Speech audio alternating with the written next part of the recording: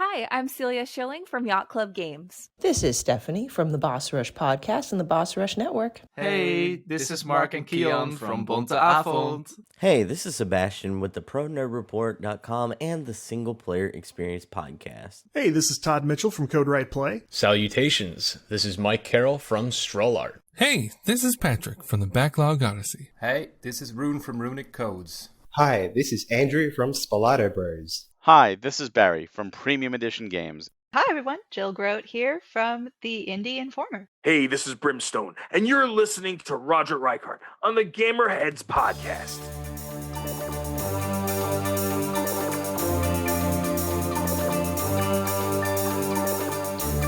And welcome to another episode of the Gamerheads Podcast. My name is Roger. Along with me are my good friends and co-host. I have Mike. Hello. And Phil. Welcome. And we have a very special guest with us this week. We have Geoff Moonen. He is a voice actor, musician, and co-creator and co-producer of the Fun and Games podcast, and member of Choirfly. Did I pronounce that correct? You did pronounce that correctly, yes. Okay. Like all good a cappella groups, it is a pun, and this one is a nerdy a cappella group. And no, that's not just nerds because of a cappella. We sing nerd-themed a cappella. Choirfly. I love it. Well, welcome, Geoff, to the show. Thank you so much. Thank you for having me. Yeah. I was joking off air because we had Matt on about 2 weeks ago, and they said, you should reach out to Geoff and have him on the show. And I said to you, I'm sorry. You can blame Matt for you being here because, yeah, I'm sorry. And I said, no worries. The apologizing is mutual. Well, Geoff, tell us about yourself. All right. Well, then, you described a lot of what I do very well in the header there. Yeah, I am an actor, a voice actor. Nothing so glamorous as being like, you can hear me in these games or this whatever. I do a lot of the. I don't need fame. I just need to work. So I do a lot of like telephone messages and explainer videos and things like that. So, you call the right law firm in New Jersey and it'll be me in a low sample rate apologizing for the wait. Thank you so much for calling kind of thing. And all that fun stuff. It's not that I don't want to do animation in video games. It's just that's the work that I get. And I also just started working on the rehearsals start next week for an immersive theater production that's probably closer to working in video games than voice acting for me. Wow. But yeah, it is a production called Future Proof. I've been with them since 2017. This is our first production back since early 2020. And it's a production that the choices made by the audience, and the audience gets to make choices throughout, affects the storyline moving from event to event. That's cool. I'm very proud of it. The tentpole productions that we used to do were choose your own adventure film screenings, where the production team would make these intentionally bad movies, and you'd go to the show, you'd go into a theater screening, and you would go onto the Wi-Fi or our network on your phone, and periodically through the movie, you could vote to change the movie. Do you want to turn this? You could vote. Do you want to make this action movie puppets or a shower scene? If it's puppets, they're all puppets. If it's a shower scene, they're in the same costumes, delivering the same dialogue, but they're in a high school locker room. Oh, my goodness. And these things add up, and there's a whole weird meta fiction to it all. And I played, for the longest time, the Android spokesperson for the film distribution company. So Future Proof actually came out with a visual novel in early 2021, I believe.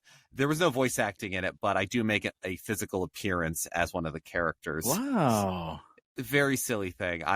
And so there's a lot of, we've had game designers and writers and all sorts of folks like that are involved in the writing of this so that people can get the mechanisms of who you talk to and what you solve. And it's almost a little bit of an escape room kind of feel along with a bigger, That's cool. So is there a lot of kind of ad lib along with that, or thinking absolutely. On your feet? Yeah. Very, very much so. You have your character, you have what's going on, but you need to be able to deliver whatever the narrative is or the deep lore that this universe absolutely has. It did when I first joined it when it started, and it's only gotten deeper. But they've also gotten a lot better about delivering it in small and fun ways. And so, yeah, you've got to be able to do that. You have certain things to fall back on. It is a little bit of, it's not, when one says improv, it's not like a whose line is it anyway kind of thing, but it is very much a thinking on your feet. Immersive theater, it's not audience in the seats and people up on stage. It's a lot of interactions, conversations that happen. You are playing an NPC in a point and click game, more or less. That's so cool. It's a lot of fun, and it's definitely one of those kinds of challenges that before getting ready and gearing up and reading out for this next step that we're doing, the show Business Realm, that I was like, oh man, this is going to be exhausting. I don't know what I'm doing. But you get back to it, and it's it is a weird thinking on your feet, and it's a lot of fun. Yeah, but that sounds really cool. Well, thank you. No, I'm very excited to get back to it. Yeah, I used to do community theater, and we did Clue the musical, and I like. Oh, it's not a good musical. It's not a good musical. I know, but the thing is, the impulse to adapt Clue to the stage is there are a few things more honest and pure in this world. Whether or not you do a good job of it, that's who can say? Many people can say and will say, but the impulse is so good. Yeah. But what was cool about that was that the killer was different every night. Oh, nice. And because they would draw cards in the beginning of the game, so we had or beginning of the play, and we had big cards of the weapons and the rooms and the suspects, right? So then as you're watching the musical, you're supposed to try to figure out who did it. And really the only thing that changed was at the end, if your character got drawn as the killer, you had to give a different line. You had to actually have a monologue around why you did it, blah blah blah. And every practice we did, we never had. I was Professor Plum, and we never had me as the killer. Yeah. And then, of course, opening night, I get selected, and I'm like, I don't know the lines. And at the intermission, I'm learning my lines. that is so real. So those film screenings that we would do, one of the Big Dumb Action movie that we made, that one. All of these also have a stage in front of it because there's live aspects. There's actors there playing the ushers in the theater, and that one we had as you would vote for segments of a director Q&A, where most film screenings would wait till after the movie to show you that, but we here at Lux don't think that's immediate enough. So you'd vote throughout, and I would come out on stage and we would do these things, and absolutely every single one of those had 2 different versions with some slight variations here and there depending upon previous votes. And so, there was definitely one of those the 5th or 6th of 7 choices. I rehearsed one of those scenes to the teeth, to the nines, to the syllables. The other one, we ran it once, and it's just so Geoff, you got this? Please make the other one sound more enticing to people. Thank you. That's right. It's always the one that you never practice. You're like, come on, are you kidding me? Really?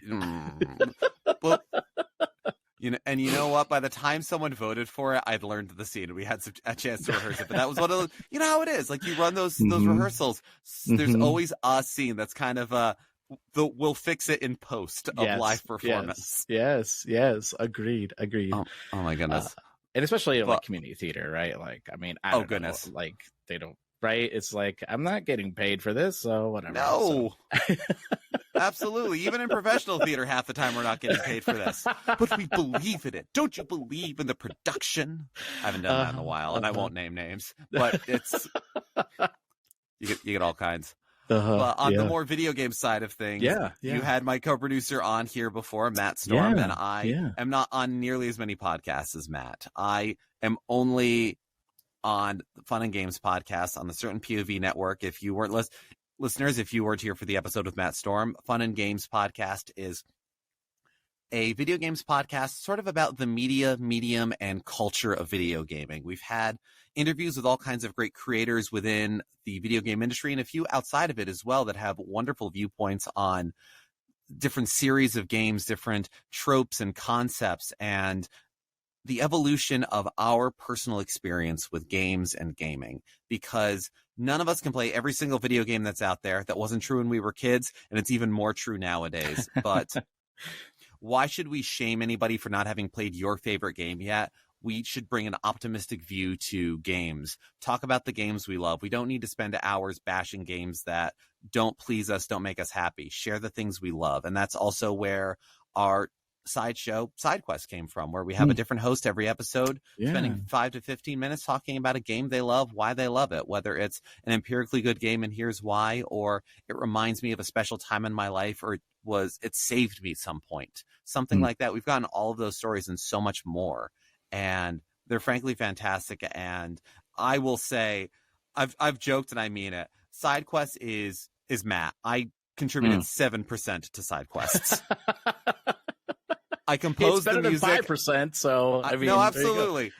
I composed the intro music. I recorded the opening there. I sometimes handle a little bit of back and forth, and more than anything, I think that last 2% is when Matt first had the idea. He called me and just was, "Is this a dumb idea? Is this a bad idea? Is it all that kind of talking your friend down the ledge?" That was all they needed. They just needed to be assured that this is going to be great.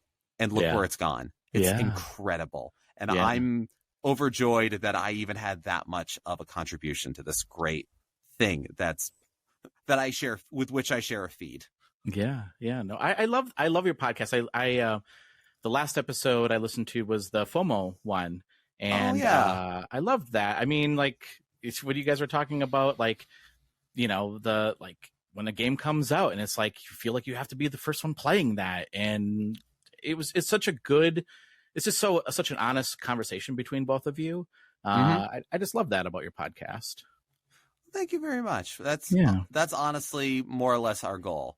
We definitely make an honest play at being games journalists, and I mean that at honest and play.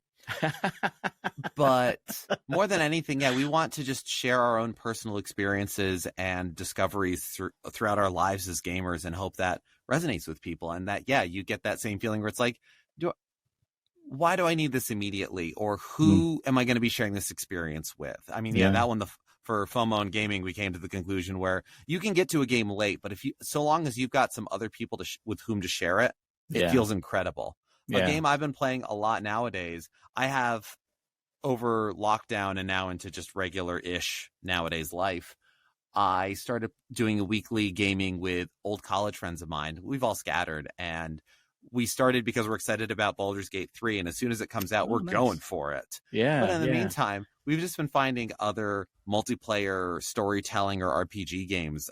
That's how I finally played through Divinity Original Sin 2. We played Wildermyth. Right now, every other week we're doing either Gloomhaven or Diablo 4, and there's an older game and a newer game on that. And and I love the Diablo series, but I think it's so much the better because I'm getting to share it with those people. And that's the FOMO that I really go for. It's the people I share it with, not... Look, I did buy Final Fantasy 16 the day it came out. I installed all of the data. I haven't played it yet. I've been busy. We don't know what that's like. And I feel like the other side of this. No, I don't know what this is like at all. We also bought Tears of the Kingdom first day, but the reason I haven't played that is a very good one, and it's because my spouse is currently playing it, and I am not taking that away from her. Yeah. That's funny because Mike has you have a lot of games on your that you buy, and I say, "How have you played this game yet?" And usually it's nope, it's waiting to be played, right? I can attest to this. The backlog is storied, insurmountable, and very real. Yes. And I'm very much a physical game collector. So between Sarah, my spouse, and I, we're both very avid gamers, very avid collectors. We have at this point over 1,400 physical video games in our New York City apartment. Damn. Oh my gosh. In a New York City apartment. Well, we're both huge nerds, and very early in, she and I have been together for about 13 years at this point, and early on in our relationship, it was kind of a, look, if we are left unhinged and untethered, we will collect everything, and we will have no room. Decisions must be made, and we chose video games. I regret nothing. Wow. How do you have room for that? I mean, I don't know. I the way Midwesterners view New York City is probably like you have like, I don't know, like 600 square foot apartment. 850. Oh, I'm sorry. 850. With 2 doors, one for the bathroom and one for the bedroom. Aha! Luxury. Where do you find room for all that? So I built custom shelves along one wall of my living room. Okay. I think it was before we started recording. Aforementioned vague handy skills picked up over the years. Don't trust me to do like renovations or be part of a crew, but I could build some straight shelves and measure them out so that, all right, these ones are going to hold the Sega CD games, and only these ones, because God, those things are tall and fragile. Do you have a complete collection of any system, or is that a plan of yours to do that if you don't? That's not necessarily a plan. I don't. Okay. No, it's a great question, and for some, when you at whatever point where you go like, all right, I don't just have a lot of video games, I am a video game collector. You do have to answer those questions for yourself. Is there a system, a series, a franchise, a developer, whatever it is that I want to complete? And by and large, Sarah and I are sort of, no, absolutely not. There's so, I mean, certainly for a console's complete library, there's so many games we don't want to play. Yeah.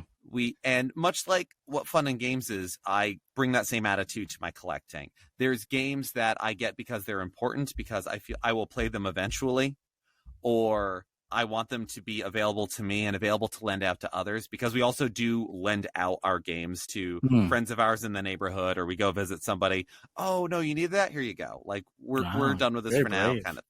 It's very brave of you. Listen, if they're the really expensive games, I track them. Not with like a chip or anything, but just I maintain a Google spreadsheet where there's that certain amount of like, so you've had Eternal Darkness for 2 years, 4 months, and 3 days. How's the battle against Zelatath going? Yeah, right. Kind of thing. It's never been that bad. But there's some of that, and there's some of what are the games that I grew up with, that Sarah grew up with, that we're getting back. Or because I, in college, sold about 95% of my video game collection. I was young, dumb, needed the money, and thought that it was the adult thing to do. Yep. And so it's meant for a lot of fun of like getting to go around. And Eternal Darkness is actually one of those games that I sold from my old collection that I regretted terribly. That in the past few years made its way back. Then getting that joy is incredible. Yeah. Especially, I get that, because I mean, I was the same way. I sold all my stuff, and now my wife is like, why do we need all these systems? I mean, since I'm an adult now, I'm like, well, no, I'm keeping these systems. Like, well, why? Why do you need to have a PlayStation 2? Because I do, right? Because it's a DVD player, because it plays PS1 and PS2 games. Because it was the highest selling system ever. Yeah, I'm a part of history. Is that the system? Melodrama aside, is that the system that you like most are collecting for right now, or that you're most like, I need to get these games for? Me? Yeah. No, I'm not. I wouldn't say like I'm a collector. Like, I don't collect games. I just you know, when I have a system, I just don't want to sell it anymore, because I don't want just to, now I'm gonna get like $5.50 for it, right? That's so like real. So it just sits there. It sits in, I mean, in truth be told, like, it does collect dust. Not always. Like, there's some systems I'm like, now I have 3 kids, so I'm like, hey, you can like learn about, these games, and you can play them on the systems. And they're like, it was funny when I took to my daughter who just turned 12. I took her to a Mario Kart tournament. Yeah. And I'm old, by the way. And I took her to a Mario Kart tournament, and it was just the funniest thing. Her and her friend, you got to play in all the different systems, and one was the N64, and they said, "Oh God, these graphics are terrible." And I was like, "Hey, whoa, hold on. Terrible! I will accept dated. Yeah, I will accept smeary." Yeah, it's funny, right? But it's funny, and it's. I know. It's so for me, it's more of like, and also I'm just like, well, maybe I'll play this game at some time, and then it sits in, whatever. Oh absolutely. Well, and I mean, to the idea of having kids and stuff, I don't have any kids, and so many of my friends from the old country of New Jersey that are having kids, my apartment has become the farm upstate for them to leave their systems. And like, look, if they need the money for it, if they want me to sell it, I will go through the trouble of selling it and take a small cut and they get the money. But this is also why I now have a 32X in my life. And I don't regret it. It's delightful. Yeah. I got to have the very fun thing where Sarah was a Nintendo kid growing up in so many ways. And so there's a lot of fun series and things where, I never feel like, I'm going to use the horrible term, I never feel like I'm married to a fake gamer girl or anything like that. But we all have our, I know this series, I know this one, but I can't know all of them. She didn't know Final Fantasy. She thought she didn't like RPGs growing up. And now we're excited to play FF16 together. Cool. But she didn't play Sonic games. And so we had the Sega CD and we had just gotten the 32X. She played Sonic CD for the first time. She grew up on Mario. This Sonic CD is easily the most Mario-paced Sonic platformer. She loved it. She never repeats games. She played it twice to get the best ending. We put in Chaotic. Yeah, it was so cool. We put in Chaotix. I don't think I've ever seen her this angry at a video game in my life. It's like, Sonic CD? Yeah, complete opposite of that. Ooh, randomized levels, weird physics puzzles, like stop and starts. No. She was like angry. It was incredible. Wow. So, I got to keep the 32X around. It's funnier. Yeah. No, I appreciate that because, like, I also like Sonic is not part of my history either. I grew up Nintendo, and then switched over to PlayStation when I was in college. So, like, I never really got into Sega games. So, like, I pick up. I mean, I think I'm probably the same way that my kids are with Sonic. I'm like, it's okay. Like, for older games. So you don't have that history where you're like, no. Let me find you. Yeah. Let me be your like gaming sommelier, your Cicerone, your guide. Let me show you the best one for you. Yes. Nope. Yes. Yeah. Mario games, on the other hand, I'm like, hey kids, you got to play this game, and they're like, why do we have to play the first one? Because I told you have to, because this is where you start, right? Yes. Oh yeah. Amongst those friends with whom I grew up with, actually the one who had the 32X, they have a 4-year-old who, for the last year and a half at least, has been obsessed with Nintendo and Mario in particular, and it has been the most heartwarming thing to watch because yes, absolutely, he plays Super Mario Odyssey, and watching at the time 3-year-old beat Bowser, the final Bowser, was like terrifying. Is this what it looks like when humanity replaced what came before? Like Homo Superior has arrived. Yeah, right. But because it's the Switch and all of their games are digital, Mario All-Stars is just as new as Mario Odyssey. It's just as new as all the Smash Brothers. And so it's a flat circle for him. And so he actually has appreciation. I don't know if he loves all of them, but I've definitely seen him be like, with a 4-year-old's attention span, Mario Odyssey, I'm done. Mario Maker. Yeah. So, the kids are all right there. And I think digital gaming, everything I said about collecting physical and all of the rants that I have in the chamber, that is a wonderful thing that digital gaming gives us. Yeah. Agreed. Yeah. So in the choir fly, what is, can you talk a little bit about that? What is that? Yeah, absolutely. Choir fly is, as I sort of alluded to it earlier on, a nerd themed a cappella group. We have been around in some form or another since around 2012. I was not in the group then. I joined later, and I don't think there's any original members left at this point.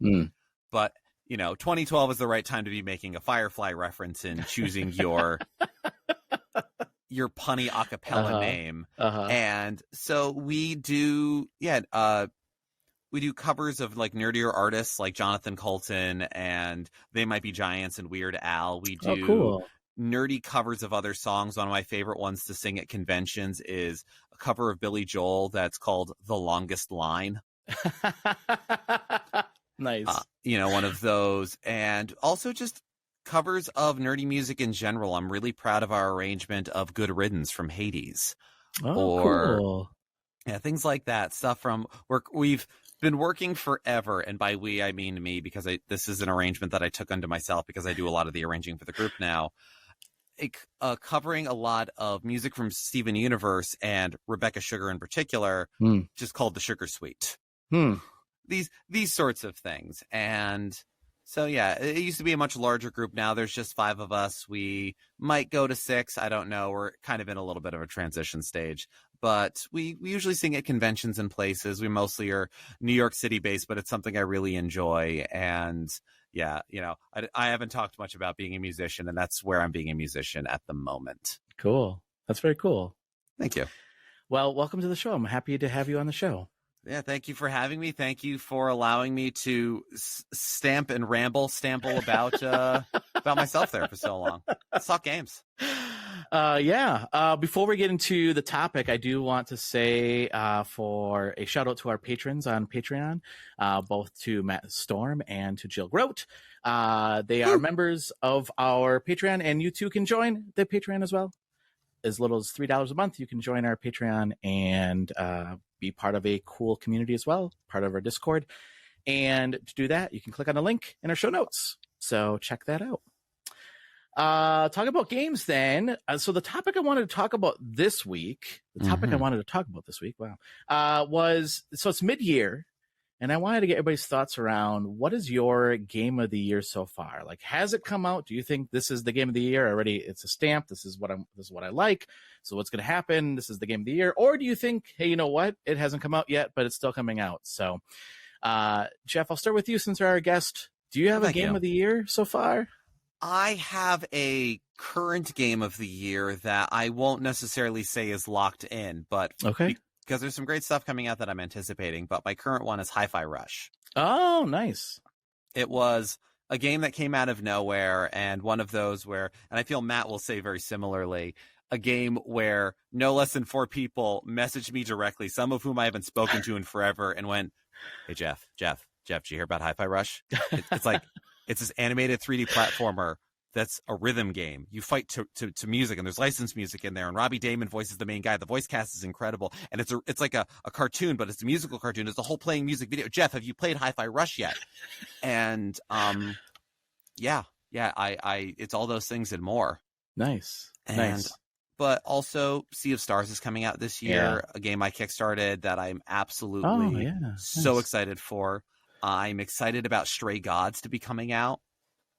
There's definitely one of these things where I don't often talk about how much like music and video games is a big deal for me, but it's a big deal for me. And my spouse and I did not court through Dance Dance Revolution, but it helped. But yeah, no, there's absolutely games that are coming out. I very quickly have become very interested in Eternites. I'm a big Persona fan. I don't do a ton of like dating sims and visual novels, but not because I dislike them for any reason. Yeah. And the level of delight that they're having with the medium, that's something I also really love in games, when video games have a lot of fun with being video games. They don't necessarily have to call out the medium or anything, but you have fun with player expectations. We've all been playing video games. I feel safe presuming that everyone on this call has been gaming for at least 25 years on some level or another. Pretty, yeah, for sure. That's lowballing. Yeah. I've definitely been gaming for over 30 years, but I like to be kind here. And you develop expectations, and so things that play with that are a lot of fun. Things that tell stories that only video games can tell, and those ones that are just like, we're going to switch up the genre because that's the best way to tell this story. Absolutely, I'm into that. So those are definitely those ones. But I would say my current, also because I haven't played Pizza Tower yet, so my current game of the year of what I've played is Hi-Fi Rush. Okay, nice. Well, thanks. Mike, what about you? I'll go to you next. Do you have a game of the year already? Do you like one that's locked in, or do you think there's a game that's coming out that's going to take your game of the year? Ooh, I don't know. Mario RPG has now got me. Really? That's true. Yeah. But it was tough for me to decide because there's so many good stuff that's out already. But for me, it was between two games, and my runner-up is going to be Dredge. Oh, because that was that was so much fun. I loved the story. I loved it had me captivated. Love it. It was just so much fun. It was creepy, but then it was also fun, and I don't know. There's so much more that they can do with the like I said, with the characters in it and everything. So, but I'm gonna say my my game of the year so far is definitely, without a doubt, Resident Evil 4 remake. Oh, nice. And as someone who loved the original, just this one is just loving every bit of it, and it's just a ton of fun. Now, I can say that because I am saying that because I haven't played Dead Space. Yeah. So I can't say much about that. I'm only about 14 hours into Tears of the Kingdom, so I barely scratched the surface. But I don't know. To me so far, Resident Evil 4, just loving every bit of that. So that's what I'm going to say. Is my first 6 months. Okay. Nice. Game of the year. Very cool. What about you, Phil? Dredge is definitely in the conversation for myself as well. As weird as it is to say, and now I don't remember the name of the game that I was recently playing too. That was that indie game that's kind of got that limbo feel to it. What the hell's the name of that game? Why am I drawing a blank on it? Do you know who produced it? No, I don't know that kind of stuff, man. Oh, now I just sound like an idiot. I was waiting for you to say it's also got like a water thing, so it could be like, oh, it's Dave the Diver, which came out yesterday, and I'm very excited to play, but it's been out can't. for like 2 months now. Okay. It had Lana? Planet of Lana. Oh, Planet of Lana. There you go. Okay. I got there eventually. That also makes my short list, but as of right now, and just because I'm super striking while the iron is hot, I am head over heels in love with Diablo, and I'm not sure if I'm ever going to quit playing it.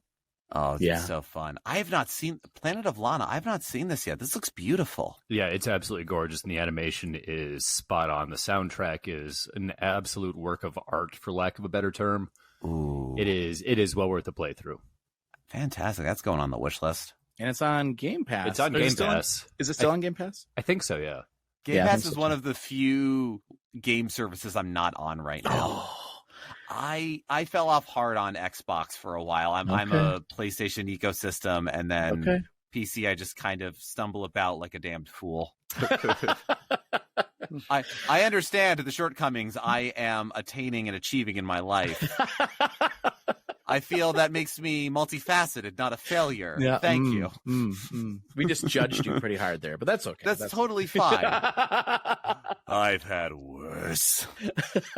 I will say, like, for me, I was not an Xbox guy until this new this new generation came out, and because of Game Pass, Game Pass really sold me. So no, Game Pass has been great. Yeah, so I got a Series S because that's my Game Pass machine. So, and that's the thing. Like you bring your machine to these things. You bring your ecosystem, your stuff. Maybe I'll subscribe to Game Pass at some point, but I'm also real bad at that thing of, as long of a backlog as I have, that sort of, oh, that's really cool. I should subscribe to that. Yeah. 3 years later, I should subscribe to that. Yep. Game Pass just adds on to that backlog as well, because you'll find yourself throwing an hour and a half, 2 hours into a game and being like, I really like this game. Then the next day you wake up and you start messing around with something else because you just want to check it out. And 2.5, 3 hours into it, and I really like this game. I'm going to come back to it. Rinse and repeat. Oh God, yeah, and starting to cover game conventions and getting codes to indie games. I love indie games so much, and I wish I could have 20 hours a day with which to give each one of them. But yeah, no, that's real. Yeah. I did ask the community as well. So Jill Grote said in our Discord, I have a real problem. I have at least 20 things marked for my top 10 and 5 for my top 3. The end of the year is going to be an impossible challenge. Jill. So I agree. Love it. Agreed. For myself, I would say right now it's between Tears of the Kingdom and Diablo 4. So those are 2 games that I didn't think I was going to like Diablo. I mean, I like Diablo. I liked 3, and I played Diablo when I was a kid. Well, when I was a kid, I mean, when I was in high school and early college. But, Diablo 4 really is a lot of fun. And Phil and I got to play the other night together, and I streamed it. It was just fun, and it was fun that I'm lower than him. He's like, what? You're 42 or something like that? I think I hit something. 47 today. Okay. Nice. Yeah. So I'm like level 18, but yet it was still fun for both of us to play together through my missions. I'm sure it was. Mike, I said you could join us. That's you said, but you didn't mean. Oh, that's true. No, come on. You do own the game. You own the game. I know. Okay. You paid for half of it. It's in my backlog. He played for the Mike paid for the unplayed half. That's true. That is true. Yeah. I mean, definitely the price of Diablo 4. I can afford some games now these days. That's a nice thing of aging for me in my life. But there's a definite, I felt like an old man yelling at a cloud of, what do they want for a digital version of this game? Yeah. $69.99. Yeah. Jesus. Yeah, but if you really break it down, depending on how much time you spend with it, that's going to be a lot less than $1 an hour. Oh, I completely understand. I believe when I was discussing this with my regular gaming group, it's, are we making single player? Oh, should we only be playing multiplayer? Whatever. I'm like, it's Diablo. If I don't have 6 characters by the end of the first month, I am losing my touch. Yeah. See, I only make one. I make my necromancer. That's it. I'm not losing my touch. Oh, I have 1 or 2 characters that are actually making any progress. But they're there. But they're there. Listen, it was that kind of thing of, one of my friends who was much more on top of the previews of what's there. And it's like, okay, there's necromancers. Yeah. Do they have corpse explosion? Yes. Then I'm getting this game. Yeah. Mm-hmm. There's so many other things. And I will actually, the way I've sort of been explaining Diablo for people for Diablo 4 is kind of Diablo 4 is the 5th edition to Diablo 3's 4th edition D&D. Where listen, I played 4th edition D&D. I did not dislike it. I did not hate it. And it, in fact, got several friends of mine who are now avid TTRPG players. 4th edition was their gateway. It was important. We don't need to keep doing it, though. And 3.5 was wonderful and was what got me into it, but it's too fiddly for anyone's good. And so 5th edition does a real nice job of getting story, lets you fiddle around, but it kind of puts some bumpers and blinders on there. And I think Diablo 4 does a great job of that with customization, skill choices, builds, and working around what you find. Yeah. I made so many dumb builds in Diablo 2. But that's a good way of putting it, though. I do think like it does feel like the 5th edition of D&D for sure. Yeah, it's a Goldilocks approach. Yeah. Not bad. So I don't know. I mean, like, there's a couple games that are coming out this year. Like, I don't know. What do you guys think about like if like Marvel Spider-Man 2 and the other one Starfield? I don't know. What do you guys think of that? I think Starfield could easily join the conversation. Unfortunately, with the lack of a PS5, I'm not going to be seeing Spider-Man 2 anytime soon. Yeah, me too. Yeah. Well, did they confirm that for this year? I thought that was really next year. Is it? I thought it was. Oh, maybe it is next October. Year. It's October this year? Yep. For now. I'll be, yeah. For now. With everything. Look, I am perfectly fine with a game getting delayed. Yeah, me too. I've definitely bristled privately, yeah, on a very public and a very cosmic scale. I'm absolutely of that mind of a delayed game is good eventually. A bad game is bad forever. Except for No Man's Sky, apparently. Yeah. Well, it came out too soon, and despite where it is now, everyone knows, in quotes, it's a terrible game. Yep. Exactly. It's the taste that's still in people's mouths about it. It's bad forever, no matter how many patches and DLCs you drop on it. Yeah, and I find like Starfield to be interesting because like I watched it. I mean, what I just kept thinking, I'm like, I mean, isn't this kind of what No Man's Sky does in some ways? I mean, I know there's more story behind Starfield, but I don't know. It's going to be hard for them not to be compared to No Man's Sky, which could be to their advantage. Yeah, but I was I gonna doubt say it. it could be their advantage, right? Yeah. Yeah, I don't know. I think the one thing that they don't have that, I mean, No Man's Sky, I thought was really funny when they were like, yeah, you can see your friends and explore the universe and run into them and see their planets that they're naming. But you might not see them. Well, yeah, because it wasn't really online, right? It wasn't really multiplayer at first. Now it is. But Starfield will never be multiplayer, right? No, I don't think so. Yeah. Unless they do Starfield I feel online. like not until they release Starfield Fallout 76. Yep. yeah, exactly. So I don't know. I mean, I actually don't think. I mean, I'm excited for Starfield. I think it looks cool. I'm hopeful that it wows everybody. It is, like we talked about this last week, like probably be launched with a couple bugs, which this par for the course. It's Bethesda. Yep. Yeah, exactly. It's Bethesda, and it's an open world, ambitious game. Yeah. Each of those would have some day one bugs. Yeah, for sure. Like, I mean, you're reaching. Yeah, exactly. But I'm in the same boat too we're talking about delaying games. I'm in the same boat because I worked in IT, not in game dev, but in app dev, and crunch sucks. It sucks a lot. So I hated it so much. So and as far as the consumer is concerned, there's no timeline. It all just happened. Yeah. You could be told, exactly. oh, it took 5 years to develop. Oh, you couldn't get this right in 5 years. We actually had about 18 hours to work on that one problem. Right. Thanks. Yeah. We didn't know it was there until you knew it was there. Yeah. Right. There's all of those issues, and the load bearing coconuts, to be colloquial about it, and what's found in the meantime.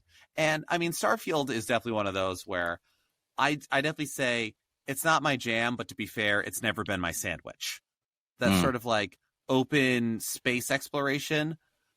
There's small corners of that appeal to me, but I don't typically talk a lot about games that I hate. But I grew up with an NES title called Star Voyager that was the most unguided, explore around space, boring as hell game. I detest it. And I'll probably buy it at some point if I find it for $5 or fewer, because far enough for a joke. I bought Deadly Towers for $8. That was exactly what I wanted to spend on it. Star Voyager can show up in my life, and it's that, like, this is revolting. More, please. Yeah. But I don't need to spend the $70 on Starfield to have that kind of thing. But I also know plenty of folks who are super excited about it, and they should be. Yeah. It's a big production house, and hopefully they give it the time that it deserves. And if there's those few stumbling blocks that are want to happen, and I wish people would remember that it gets the chance to be, at the very least, a great shadow of what it hopes to be. Yeah. So I guess we'll find out. As this time goes on, we'll find out what else comes out here, and maybe our answers will change. Geoff will have you back on at the end of the show. We can do a big table discussion around the end of the year. Game of the year. Absolutely. So that'd be fun. Let's move into games we're playing then. And Geoff, again, since you are our guest, I'll start with you. What games are you playing? Whew. All right. Well, I've been recording a lot of podcasts this week, which I normally don't do. And yesterday I was on Tales from the Backlog talking about Metroid 2, which I don't know if you know, had several reiterations. There was Samus Returns on the 3DS, as well as the very public fan game AM2R, another Metroid 2 remake. And we discussed all of them. So I've, for the last month, been off and on playing all three of those. Wow. Did you play the Game Boy one too? Yeah. Well, it also is on Nintendo Switch Online. So I have the physical version, but I felt like I would more consistently be bringing the Switch on subway rides for myself. And I was right. And so, I played through it there. I played Samus Returns, all of that. And so right now I do have a little bit of, I scramble to the finish line Tuesday night, and there's a bit of, well, what now? Well, I guess I play more Metroidvanias. I haven't played Haiku the Robot yet. Let's play Haiku the Robot. Oh, yeah. Mike, you like that game. It is a good game. Yeah. I've heard great things. I think I watched a speed run of it not that long ago. It looks so cool. And absolutely, I definitely saw a speedrun of it because that's where I first heard of the game.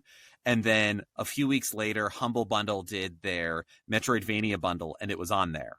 Oh, cool. Yeah, it was that. It was Blasphemous. It was Bloodstained Ritual of the Night, Hollow Knight. It was a hit parade. Yeah. And I haven't played all of those, so I may use that as a guidepost right now. Nice. But I'm also, as mentioned, my spouse and I said that she hadn't really played Final Fantasy or many RPGs growing up, and so we usually have some JRPG, some turn-based RPG or something like it that we regularly play together in lieu of having Netflix binges. Yeah. And so we finished Yakuza Like a Dragon a few weeks ago. Nice. And that was incredible. That was my first time playing through it. I'm a believer. Matt's been trying to get me to play Yakuza forever, and I was going to say, won. he talked about that a lot when he was on the show. So, oh yeah. And so telling them like my progress in Like a Dragon has been that like, and I'm gonna play Yakuza 0 next, Matt. God, yes. But I'm not playing Yakuza 0 right now. What the RPG we're playing is Persona 4 Golden.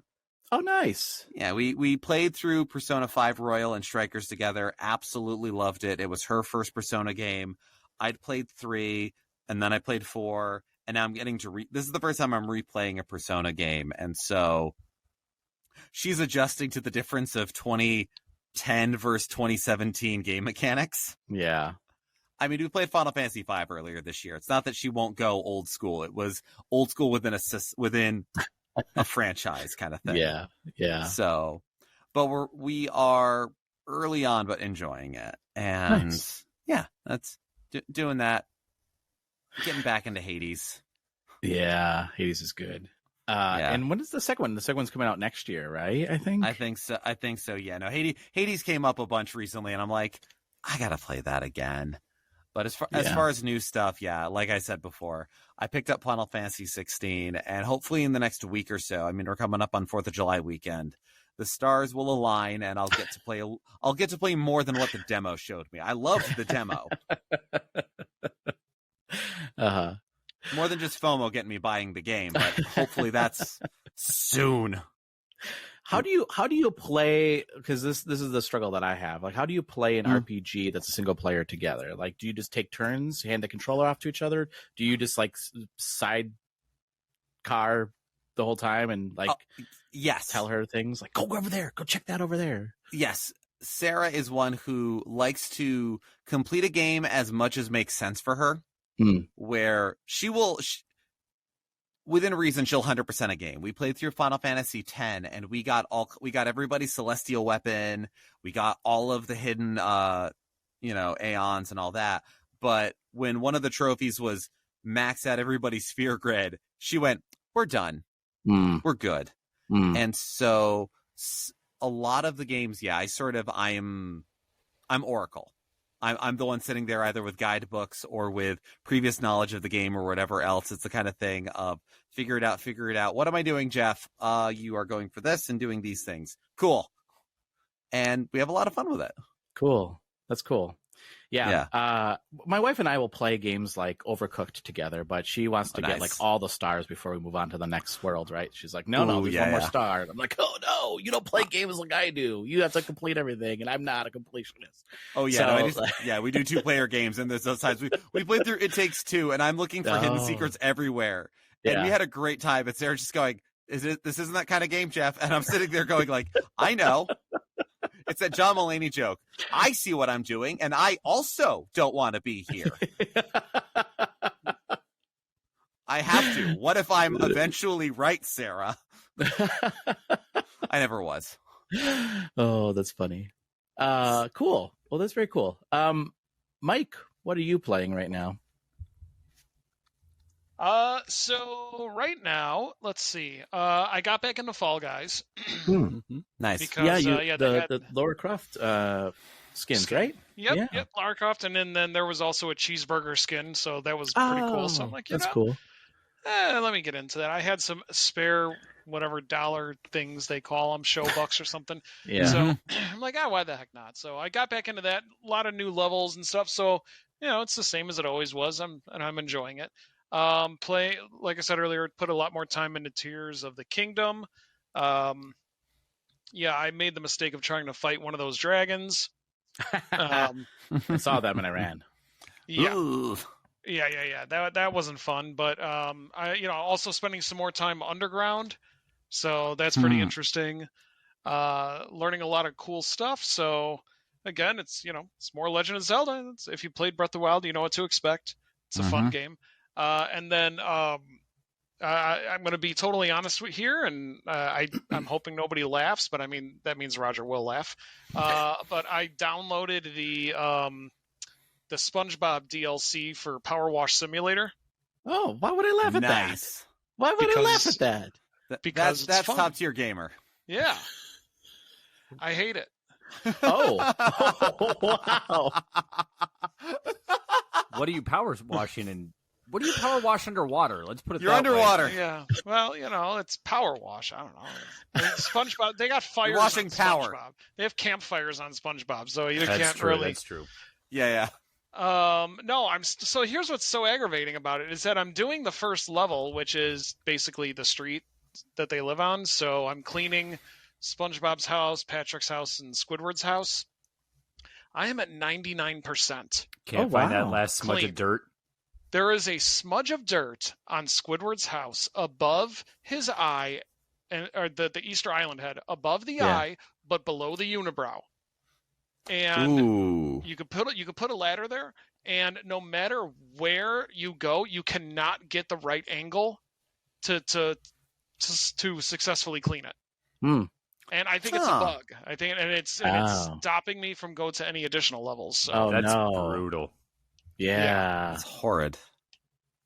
That's almost as bad as falling through the ground and then have to end your game because you can't move. So, yeah, any kind of soft locking I love when things go wrong in a game, but soft locking is always frustrating as all get out. It's such a small little area, and then but if you get too close, your power washer it folds in, so it's like your guy saying, "Nope, I don't have enough room to spray." What? So, which sucks too, because you could tell that there was a lot of fun, a lot of love put into this, because there's minor references to certain episodes. I've seen at least 4 or 5 references to episodes on this one level alone. And it's pretty cool, but what was once a very relaxing game is now very frustrating and anger-inducing. Yep, this is what I meant by 100%ing within reason, except this is so much worse. Yeah. Well, I mean, it's really appropriate that it's on his house, though, on Squidward's house, though, isn't it? Yeah. I figure Patrick's house because it's so dumb. You keep missing a spot, SpongeBob. Oh, that was really good, Jeff. Thank you. Anything else, Mike? No, that's all I've been playing. Okay. You can download Diablo 4, though. You know that, right? Yeah, and you can download Out of This World 2? Out of This World and Resident Evil and all that other good stuff. That's true. I could. I could. They did it Out of This or World Outlast. 2? Actually, I bought you Outlast. No, I didn't even I'm not. get it. I'm not. Alrighty then. So Jeff, Mike, and I. So Xbox, you can share accounts, one account with a friend or family. Oh yeah. So every game I buy, Mike has access to, and every game that Mike buys, I have access to. So that's nice. Yeah. So I buy the nice fun games, and he buys the scary ass games, and he's like, hey, "You got to play this game," and I'm like, "Nope, that's not going to happen." So, wait, do you have Resident Evil 4 on Xbox? Well, just the physical copy. Oh yeah, because That's okay. Yeah, but there's other games that I got. Yeah, not Outlast. I'm not playing that game. We tried that once. It was working for me. Nice. Thanks, Mike. What about you, Phil? What have you been playing? Diablo. Yeah.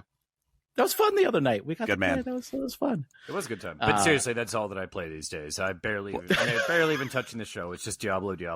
I got back into a couple of games of Overwatch 2 nights ago, and I actually played one tonight too. But matchmaking is so fucking broken in that game that it just makes it super frustrating.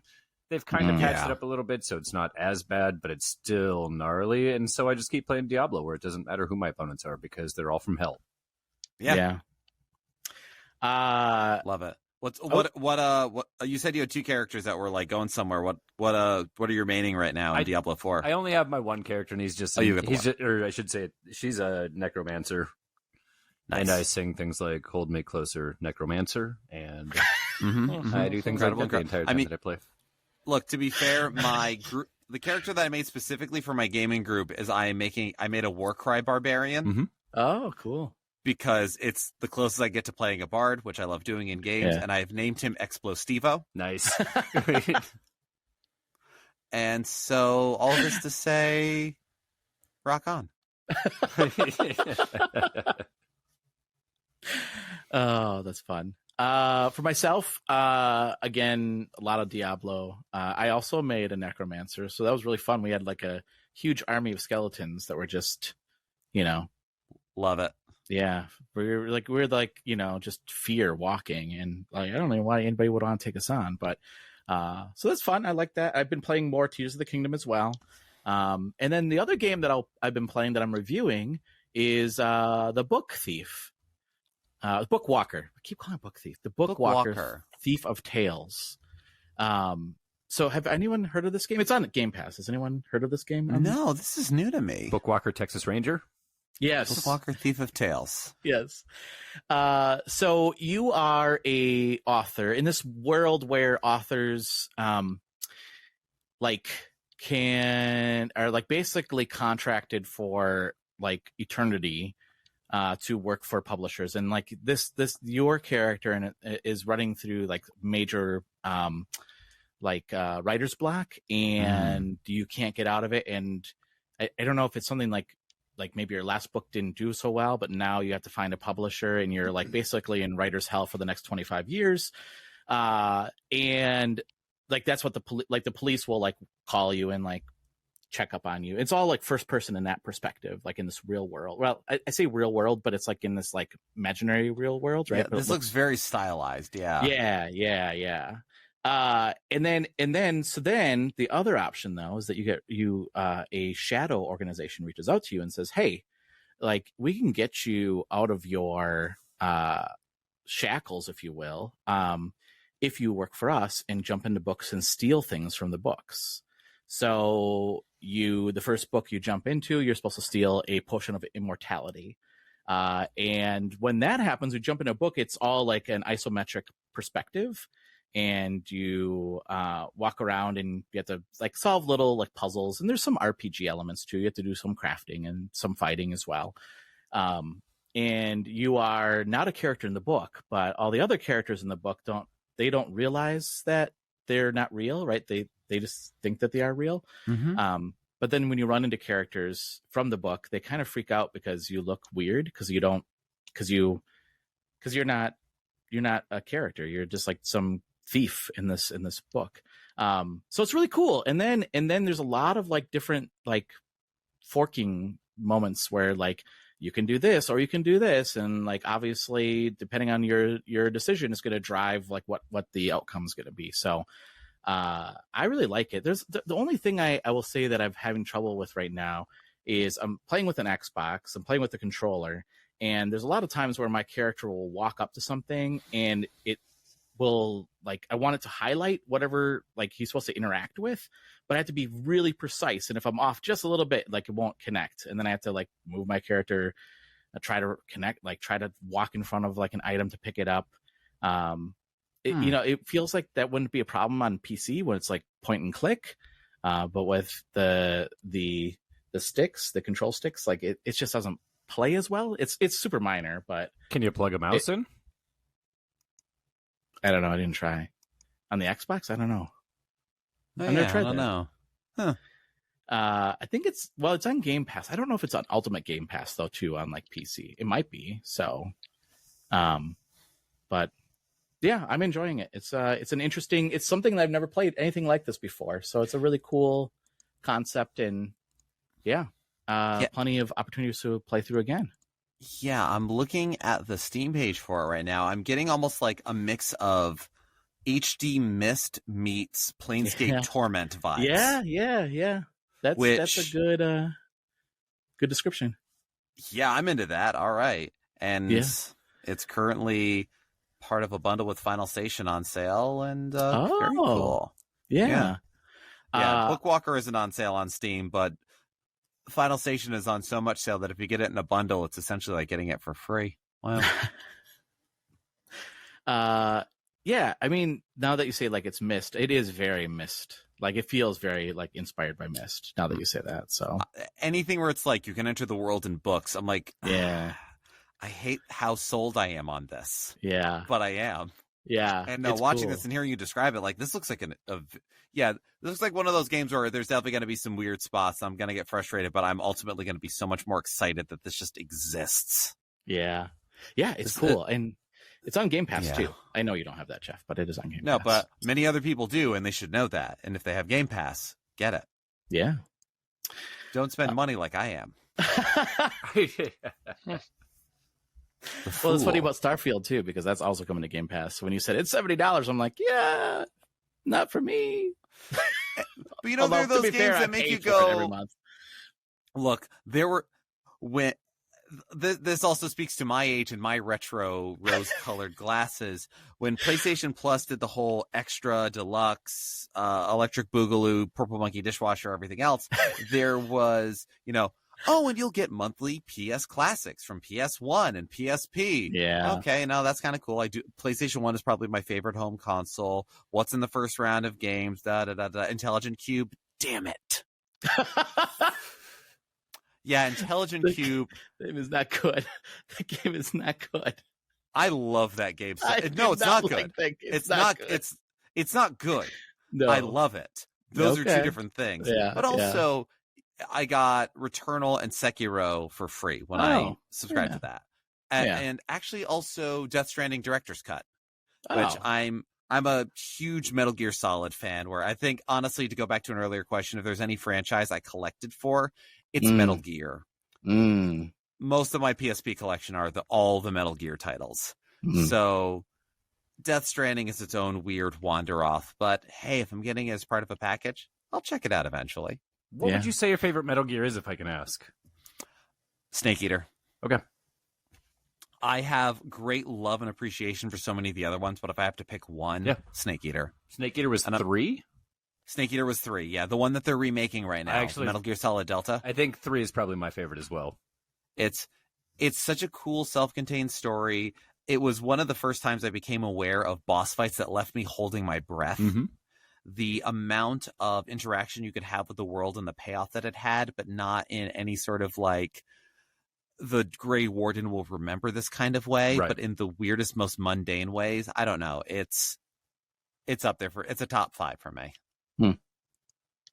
I will say, the first Metal Gear I played was on the NES, and mine too. It blew my mind when you could do the cigarette smoke and like you could see the lines. Lasers. Yeah. Oh my goodness! But then it would take away health from you too. I just like, I don't know. It was just like, for me, I think I was like, I don't know, 8th grade or something like that, and I was like, oh my goodness, this is amazing! I can't believe that they have wasn't that. I mean, for its time, it was pretty amazing. And that's when Roger started ripping heaters and blowing smoke everywhere just to see if he was being tracked. Taking them rips. That's right. I mean, you got to compare. Also, you think about the fact that Metal Gear for the NES was the inferior clone of what was originally envisioned on the MSX, and it still did all of these really cool forward-thinking things. Like, I was in elementary school when I was aware of it being out, and my older brother and my father were playing the hell out of it, and I would try to stumble my way through it, and I was so enamored with it. And so, when Metal Gear Solid came out for the PS1, I lost my mind. I saw like a cover feature for it on PlayStation Magazine, and I'm like, they've still got the cardboard box! That's how you know I'm a Metal Gear fan from the old days kind of thing. And so, absolutely. It was so cool what they were doing then, and they never stopped being weird. Yeah. And it was super hard too. Like, the NES game was very hard. So I've never beaten it. I haven't either. I mean, it feels like we got close, but I don't know. Who knows? I mean, maybe we didn't get close, but we sunk a lot of time into that game. Yeah, I feel like nowadays it's beatable. I just haven't taken the time. Yeah. Also, I do feel like the games that I did beat when I was a kid, like I beat Mike Tyson's Punch Out, and now I can't beat Mike Tyson to save my life. So like, I don't know if like maybe my motor skill, like, but it's weird. I'll watch my wife play games. Like she plays Super Mario World, the 6 coins, whatever. I think it's 6 golden coins, Mario 2 on the Mario Land 2, 6 golden coins on the Game Boy. Yes, she played that game so much as a kid because that was like one of the only Game Boy games they had. Like, it is crazy to watch her play because it's just all memory, muscle memory. It's just like, you know, like I'm just like, I can't do that. I can't, like, I've never played the game before, but like, it's really fascinating to watch her play that game. It's almost like speed running. It's pretty fun to watch her play that, so. Well, like you said, it's muscle memory. It's rhythm memory. I would imagine a lot of those games you beat as a kid, you could get back to that same level and much quicker than you realize. You just need to shake off whatever kind of drift has happened. Whether you want to is completely up to you. Yeah. But I struggle I struggle with like Super Mario Kart though. Like my mind can't do, like, you know, because like now you play Mario Kart and you're like, oh yeah, I got like the input, like there's not much lag, right? Like I get it. And now it's when you play the older, you're like, I don't get this anymore. What's going on? Oh yeah, and absolutely, input lag on HD TVs has done more to damage us than we realize. I have gotten so weird about it because, again, I play rhythm games. I have 2 DDR pads behind my couch. I play DDR at home still. And trying to get that right is, it's so frustrating. So I think that's part of it too. It messes you up more than you realize. Yeah, agreed. All right, well then let's move into our final segment. And this is where we get to stick it to the man and make Phil play games in a segment that we call Tales from the eShop. But this week, Phil, I feel you got off easy. So, Mike, do you want to read the game and the description of what we had Phil play this week? Sure. Which actually you've inspired me. Maybe the next game I'll have is that game Stick It to the Man. Oh yeah. About a guy getting poked with a bunch of sticks. You actually have to simulator. It's the weirdest level of Katamari ever. You just roll around the man. What sticks to the man? But when you say roll around, it's not actually in the game. It's actually put sticks on you and then just roll around while you hold your Switch. See what I come up with? It's like cleaning up garbage on the side of the highway. Yeah, exactly. Listen, if Nintendo can make us do, if anyone can make us do community service through video games, it's Nintendo. And this is why I don't like Nintendo. I've done enough community service in my life. Geoff, community service I've done, I know I've earned those hours. Just a side note, Geoff, we made him play, what was that game called? Toilet Paper Roll or something like that? Or Pass the toilet paper or some shit like that. Pass the toilet paper or something? Pun intended. But you had to, so like they encouraged you to take your Joy-Con and stick it into a roll of toilet paper and then roll the toilet paper on a piece of cardboard. And as you do, obviously, then the roll of toilet paper on the TV would roll along. It was really weird. It was a strange game. Yeah, think of it like a 2D Marble Madness. Yeah. With a toilet paper that you are physically like lifting a piece of cardboard and the toilet paper is rolling on it. Yeah, Nintendo Labo got real lazy in the third wave. Jeez. Buy your own stuff. We'll just give you the game. Yeah. You kids got toilet paper tubes. You've been using them to send secret messages and bonk your siblings with them, pretending they're lightsabers. Put a Joy-Con in it. It's the best control method since Tony Hawk's Skate. It actually was not bad, right, Phil? I think you remember saying, like, actually it controlled pretty well. It did. I mean, you could obviously, when you cheated and just, like, held onto the roll of toilet paper, like, the game was far easier, but, like, the control actually worked out really well. I love this. So I love that it was effective. That's incredible. So this is the kind of stuff that we make him play. But this week, we were nice to you, Phil. So I felt bad. I felt bad for the guy from that last game. It's in the last game. Yeah, that was not good. But what's the game that we gave him this week? the game we gave this week was Guns, Gore, and Cannoli. Welcome to Thugtown, circa 1920, the height of Prohibition. Prepare yourself for a non-stop, action-packed, completely over-the-top, fast-paced platform game. Set against the gangster heyday of the roaming 20s, lose yourself in an exciting, elaborate tale of the underground and underworld. Should I just switch over to a 1930s type accent? I kind of like the newspaper hawker you had going. Experience, friendship, betrayal, vengeance, and witness firsthand the rise and fall of the criminal mastermind. This is survival horror, wise guy style. Capiche? The game tells the story. You have to read it like that now because it sounds so much better. Like, all right.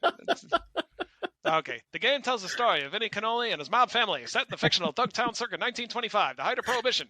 Beneath the city overrun by zombies, there's this dark story of conspiracy and betrayal. Unravel the sneaky mafia ways and government conspiracy while you try to look for your lost pal and for answers for the zombie outbreak. Action-packed gameplay.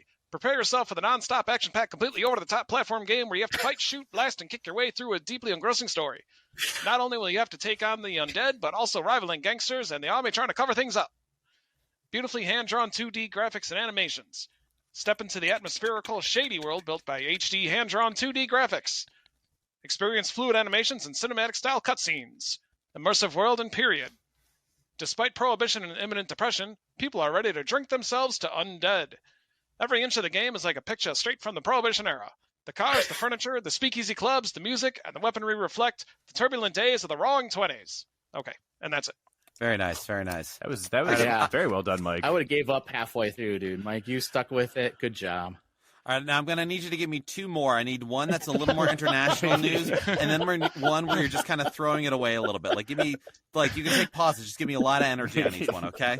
I only have two. It's 1920s News Guy and Terrible Bane. You can do a lot with 1920s News Guy. You get that Mid-Atlantic and you get that good nasal going. Like, no, you, like, I hear it. You got it. Just like joking around with voice direction. It's funnier that way. Oh, that's awesome.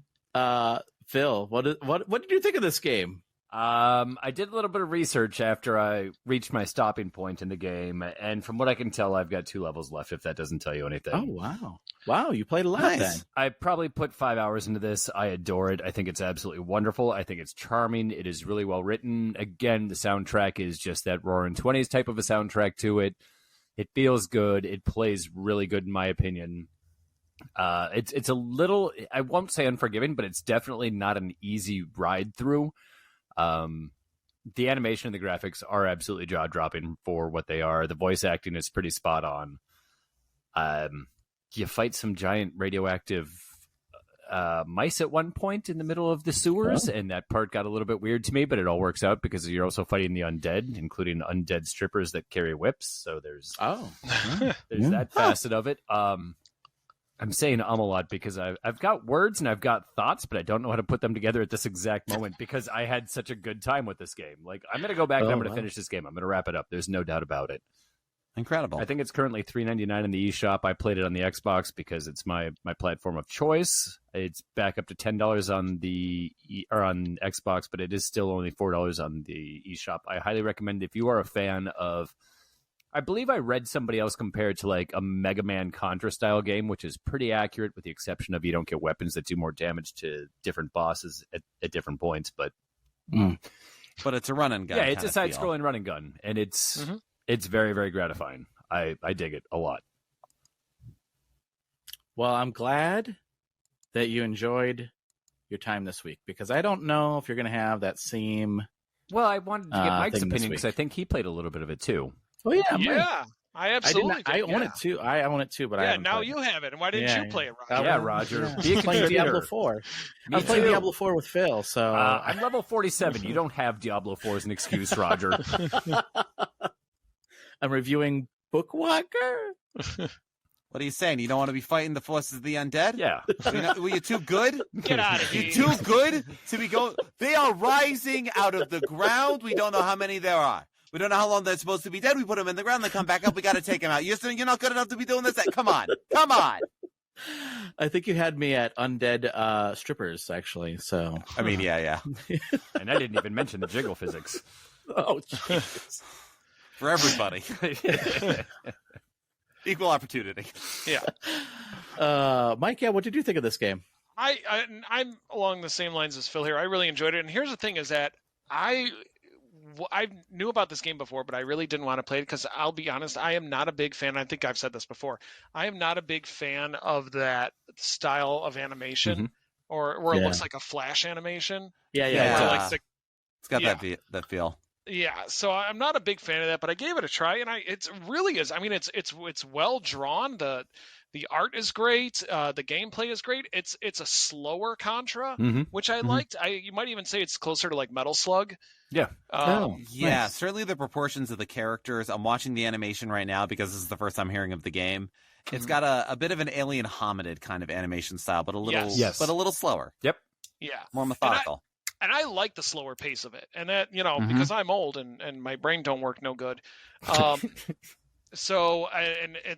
definitely, and from what I've read about it, it's a lot more fun when you're playing local multiplayer. Yeah, I did see that it had up to 4 players that you could play with as well, which is something I'd like to check out, but that means I'd have to make 3 friends, and I don't feel like doing that. Yeah. Local, though, you can't play online? No online. Nope. Well, that's interesting because you normally hear it the other way around these days.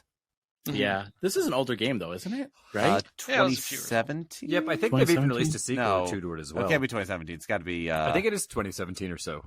Yeah, December 21st, 2017, according to the Nintendo eShop. Yep. Okay. I remember my friend Andy early days days raving about it. Yeah. Wow. They did come out with the sequel. I did know they came out with the sequel. Yep. But definitely worth checking out if you're a fan of that style of game. You're not going to go wrong with it even at $10. Yeah, that's fun. Yep. Cool. So as tradition, we have 2 doors for you. So Mike, do you want to read what's behind door number 1, the description of the game for Phil for door number 1? All right. So Phil, remember I said I felt sorry for you? Yeah, now you don't. Now I don't. Oh. Okay. Here is the name of the game. Here we go. Oh, by the way, Phil, do you like Dead Space? Like the game Dead Space or a bunch of space with a bunch of dead shit in it? Yeah, we're just not going to talk for 10 seconds. Yeah, do you like Dead air. Space? Yeah. Do you we need to say the station ident and restart the broadcasting tag. I do like the game Dead Space. So if you like Dead Space, then you're going to enjoy Kirkland Dead Space. Oh. Like the bullshit generic stuff that comes from... Yeah, like the generic... the Walmart version. Yep. Yeah. I'm in. So the game I picked for you, here we go. Deep Space. Ooh. Oh, Deep Space. What? I'm not done, Roger. Oh, okay. I'm not done. There's more. God damn it. All This right, isn't from the title. same people that made the fucking stupid gangster game that I played. Is it? I'm out. I'm passing. Next game. Here we go. Well, no, I don't think it's the same people. But I have to at least let me read the title and the description. Yeah. You might change your mind, Phil. You might change. The graphics don't look too bad. Okay. Neither did the other game. Deep Space. Action Fire Sci-Fi Game 2023 Shooter Strike Simulator Alien Death Ultimate Games. It's definitely the same people. There's no chance in hell it's not the same fucking people. Right now it's on sale for $1.99. Was that the description? No, that's the name. title. I'm looking at it right now. Oh my god. Yeah. Oh my god. I'll say it one more time for those who really want to download this game. Yeah. Deep Space Alien. Deep Space : Alien Fire Sci-Fi Game 2023 Shooter Strike Simulator Alien Death Ultimate Games. The punctuation's important because it's the only time it occurs. Yes. Okay. You ready, Phil? Okay, I can tell you are. Sorry, I'm too busy chewing on my bottom lip trying to decide how angry I am right now. Do you want me to make this dramatic? I will make this dramatic. It's not the same company from what I'm looking up. Damn it, Okay. which means I don't have my free out. Yeah, you don't. Yeah. Okay. Deep Space is a highly interactive game with stunningly realistic graphics, an eerie atmosphere created by sound and gameplay. Players navigate through level-based sections of the spaceship, completing missions and fighting monsters. See, that's not so bad. Yeah, it right? sounds cool. Yeah. Completing levels and fighting monsters. It kind of takes a turn after this. Oh. The game starts when the protagonist wakes up in a sarcophagus. Okay. And tries to understand what happened. As one does when you wake up in a In the Alien Death Ultimate. Yeah, that is the Alien Death Ultimate. Okay. Yeah, when I'm in the middle of deep space and I wake up in a sarcophagus. I didn't remember packing this sarcophagus. Yeah. How the fuck did I get here? Coffee. Coffee. I took a wrong turn to Albuquerque, that's for sure. This is where I parked my shuttle.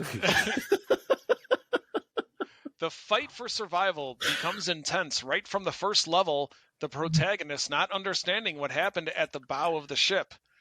During his exploration, he is in search for ammunition, health reserves, and nodes, which are used both to unlock special doors and to upgrade weapons and suit. Oh. He begins to explore the space of the ship he is in and to look for ways out of the situation.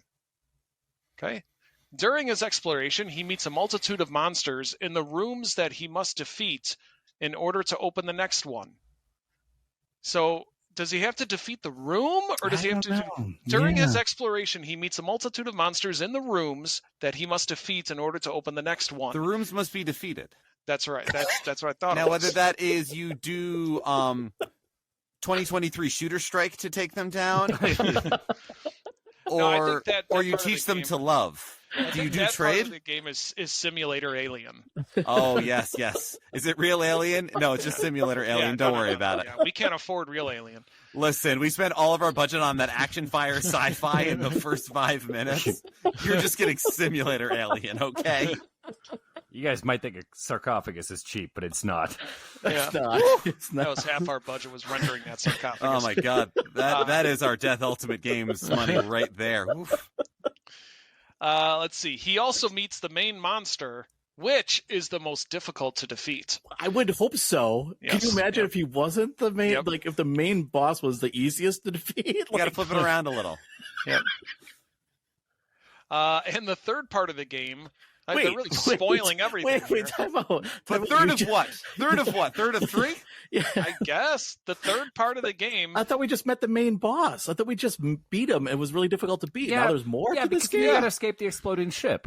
Oh, that's the way these things work. Right. The multitude of monsters in the innumerable rooms that must be defeated. Main monster, third part of game. Let's see. And the third part of the game is the escape from the damaged ship by means of a smaller ship. As opposed to a larger ship. I heard he made the ship himself out of a bigger ship. Yeah. I'm just going to go ahead and fly my really large ship through the small ship to get the fuck out of here. This entire game is one room. It is more than one room. It is at least 2 rooms. Okay. We don't know how many multitudes of monsters. But not everything is as easy as it seems. As the protagonist. Yeah, here's the part where they spoil everything. Not everything is as easy as it seems, as the protagonist is prevented by something from doing this. Oh. Yeah, we don't know what's preventing it. Yeah. But how can I find out? Yeah. The game is preventing what it. is how you can find out, Jeff? Yeah. And you can find out the end of the 10th story only by trying the game. You know why? Because nobody's streamed this game. Nobody's streaming this game. I would like to point out that I know it's not part of the official description, but I would like to do what Nintendo eShop is telling me after that, and it's read less.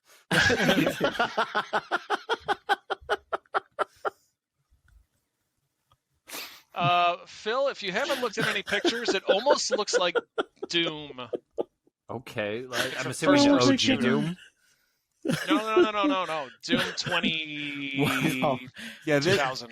This is a beta build of Doom 3. Yeah. Okay. Yeah. I'd say, Doom 3 kind of looks like. Okay. It's 2023. I know. It's 2023, so why are we still seeing these things? Yeah, is this a game that was made for the distant future of 2023? Well, they're planning a sequel. It's going to be a yearly release like Madden. Oh yeah. It is. Yeah. Do I need to have played the first 2022 in order to get the story? I'm going to be lost. They go ahead and tap Christ on the shoulder and look for spoilers. Who am I supposed to Shooter Strike here? That's how you know where you ended up, because you didn't play 2022. If you played 2022, you'd be like, oh yeah, this makes sense. Oh yeah, the sarcophagus first appeared in 2014. It's a good callback. It's like in all of Sam Raimi's movies with the big the big Cadillac that's in the background. Oh yeah, absolutely. Delta 88. Yep. Yeah. God, you know what? To hell with it. I hate myself enough this week. Let's go ahead and do it. Wow. Really? Wow. Okay. All right. Wow. You're going to go with it. That's amazing. No, it's not going to be amazing. I'm never going to know what it's like flying a small ship to a big ship. I'm not going to make it that far because the game's going to piss me off long before that point. So we're never going to know how this ends.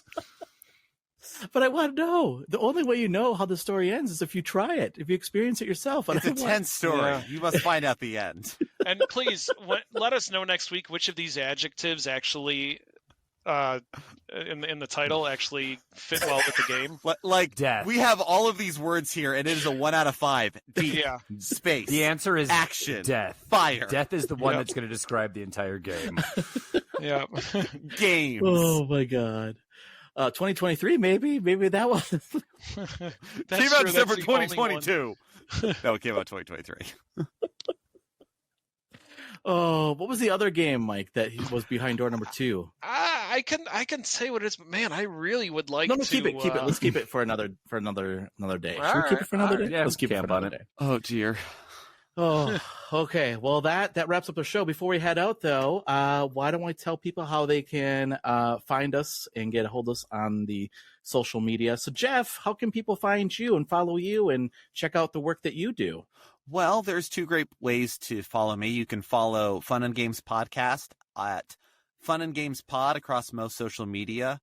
Matt is currently 80% helming the Twitter account because their Twitter account got suspended because they dunked on a transphobe, I think.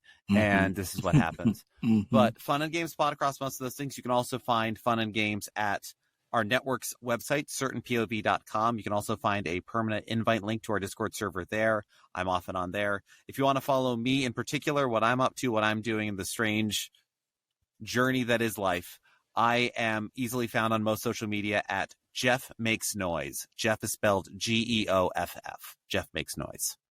Nice. Phil, how can people find you? On that rare occasion that I'm on Twitter, I can be found at the letter B now 23. Not the word the letter, but the letter the letter. The letter. Incredible. And Mike, how can people find you? You can find me on Twitter at PezGuyMike.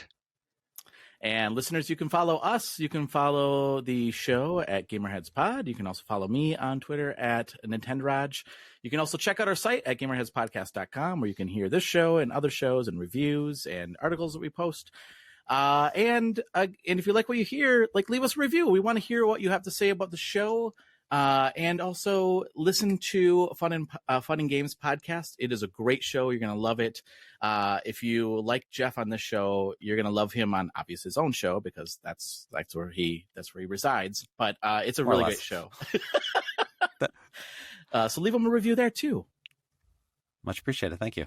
Yeah, you're welcome. Well, Geoff, thank you so much for joining us this week. We really appreciate it. Oh, not a problem, Roger. Thank you much. Thank you so much for purely on the recommendation of Matt reaching out. I hope he gave you some warning before you. He's like, okay, so it's a great show, but I hope Matt gave you some warning. There was a briefing. Yes. Okay. Words were exchanged. Okay. All's good. Good. No, this has been a lot of fun. Again, thank you so much for having me. Yeah, you're welcome. And Mike, thank you so much for joining us. No problem. And Phil, thank you so much for joining us. There's no place I'd rather be than in my basement on a Thursday. Yeah, I know. And listeners, thank you so much for giving us a listen and taking time out of your schedule to give us a listen. Until next week, everybody, stay safe and game on, and we'll talk to you in a week from now. Bye. See ya. Take care.